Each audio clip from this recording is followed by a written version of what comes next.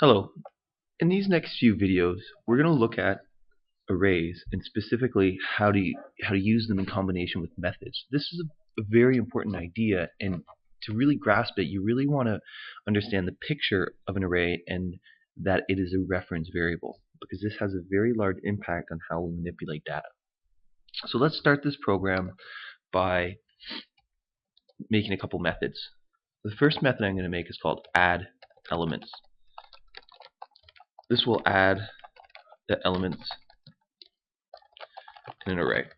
So that's the first one we'll make. So with this type of method, what I need to ask myself is, well, what will it return? In this case, we need to know what type of array it is. It probably is going to be a double or an integer, and let's make it an array of doubles, just because we haven't used an array of doubles yet.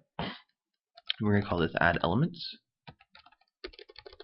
and it's going to return just a double value, because when we add them all together we get one resulting double. Now, what does it take? Well, this method needs to take an array of doubles. So to indicate an array of doubles, what we do is we write the word double and we just put the square brackets to indicate it's an array. Let's see if I can give you a little more space there. Perfect. So now we have this method called add elements. The second method I want to use is I want to make one called remove elements.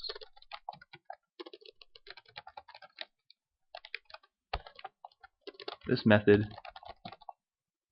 will remove a specific value from an array.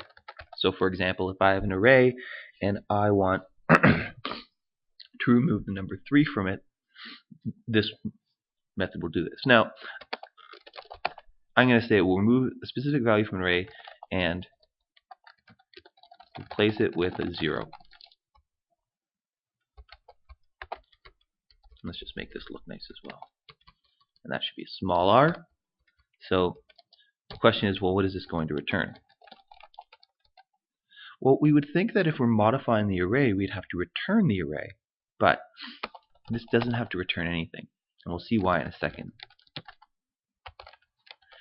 And this array is going to take a double. And it also needs to take, it'll take an array of doubles, and that will be the one we modify. But it also has to take the specific double value we want to look for. So we're going to call that double, and we'll call this value. Okay.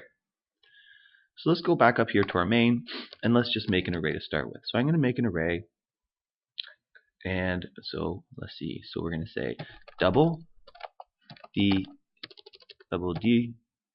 array equals new double 100. And now let's just put a return statement in here. Just for now, we'll just return 0 for now, and let's just make sure this builds okay. Perfect. Okay. One thing I would recommend, and I keep saying this, is to really be aware of your indenting, but also to comment your end braces. This is my end of my main. This is the end of my add elements. This is the end of my remove elements.